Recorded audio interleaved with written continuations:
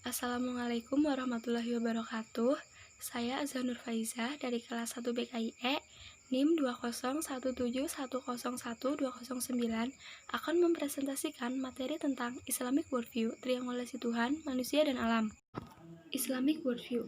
Worldview merupakan pandangan seseorang dalam memahami kehidupan tentang realitas yang ada. Worldview disebut juga pandangan hidup. Pengertian Islamic Worldview. Menurut Al-Maududi, Islamic Worldview adalah Islami Nazariyat, yaitu pandangan hidup yang dimulai dari konsep keesaan Tuhan yang berimplikasi pada keseluruhan kegiatan manusia di dunia. Menurut Atif Al-Zain, Islamic Worldview adalah Al-Mabda Al-Islami, yaitu akidah fikriyah atau kepercayaan yang rasional yang berdasarkan pada akal. Sebab setiap muslim wajib beriman kepada hakikat wujud Allah Subhanahu wa taala, kenabian Muhammad SAW, dan kepada Al-Quran dengan akal. Menurut Sayyid Qutb, Islamic Worldview adalah Al-Tasawwur Al-Islami, yaitu akumulasi dari keyakinan asasi yang terbentuk dalam pikiran dan hati setiap muslim yang memberi gambaran khusus tentang wujud dan apa-apa yang terdapat di balik itu. Menurut Syed Muhammad Naqwid Al-Atas, Islamic Worldview adalah visi tentang realitas dan kebenaran yang terbaca oleh mata hati kita dan yang menerangkan tentang hakikat wujud yang sesungguhnya, sebab totalitas dunia wujud itulah yang diproyeksikan Islam. Jadi, Islamic Worldview adalah pandangan Islam tentang realitas dan kebenaran yang menjelaskan tentang hakikat wujud yang berakumulasi dalam akal pikiran dan memancar dalam keseluruhan kegiatan kehidupan umat Islam di dunia. Triangulasi Tuhan, manusia, dan alam. Konsep tentang Tuhan. Dalam Kamus Besar Bahasa Indonesia, Tuhan diartikan sebagai sesuatu yang diyakini, dipuja, disembah oleh manusia sebagai yang maha kuasa, maha perkasa, dan sebagainya. Dalam konsep Islam, Tuhan disebut Allah dan diyakini sebagai zat maha tinggi yang nyata dan esa, pencipta yang maha kuat dan maha tahu, yang abadi, penentu takdir, dan hakim bagi semesta alam. Tuhanlah pencipta semua yang ada di jagat alam raya ini. Tuhanlah yang berkehendak atas segala sesuatu yang ada di bumi dan di langit. Hanya untuknya kita diciptakan, dan hanya kepadanya lah kita kembali. Konsep tentang manusia. Para ahli menyebutkan bahwa manusia adalah makhluk sosial yang tidak bisa hidup sendirian atau saling ketergantungan antara yang satu dengan yang lain. Manusia adalah makhluk ciptaan Allah yang paling sempurna dan istimewa. Tujuan manusia diciptakan.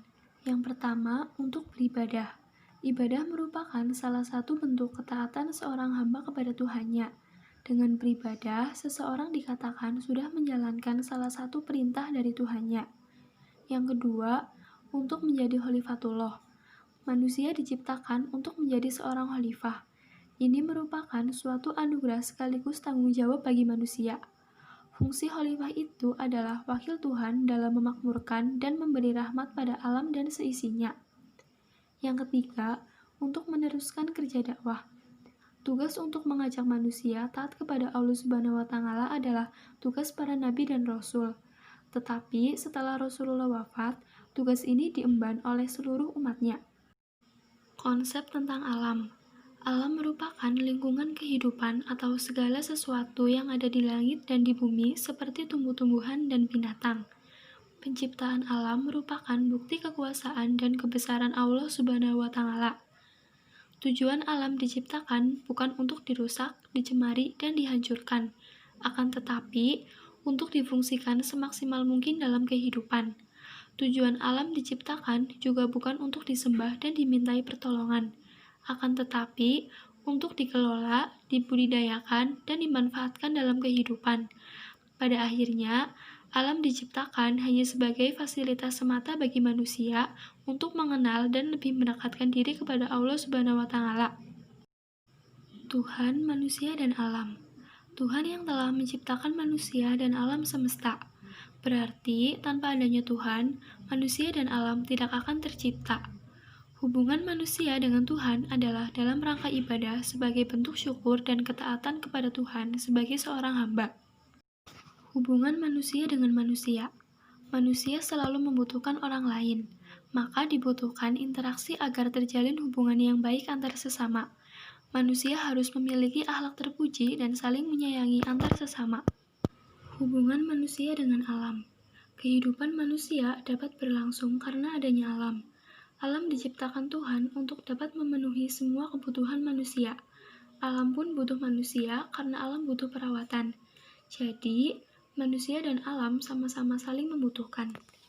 Hubungan antara Tuhan, manusia, dan alam sangatlah erat.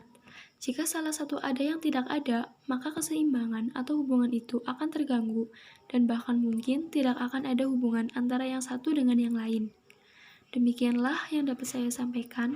Kurang dan lebihnya mohon maaf. Wassalamualaikum warahmatullahi wabarakatuh.